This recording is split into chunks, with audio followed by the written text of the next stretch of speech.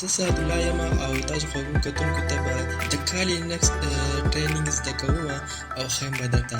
کالي لینکس باره کې به زه په تفصیل سره په اسانه طریقه په پښتو ژبه کې ویډیو جوړوم او تاسو خوږو کتونکو ته به یې ښیم.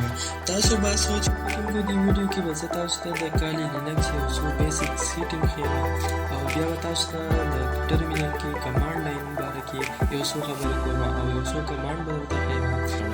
اوس په دې کې LS لیسټینګ ګورم چې په دې کې څه دي. نو تاسو کتلی شئ چې دا بره کوم روټ دی هغې کې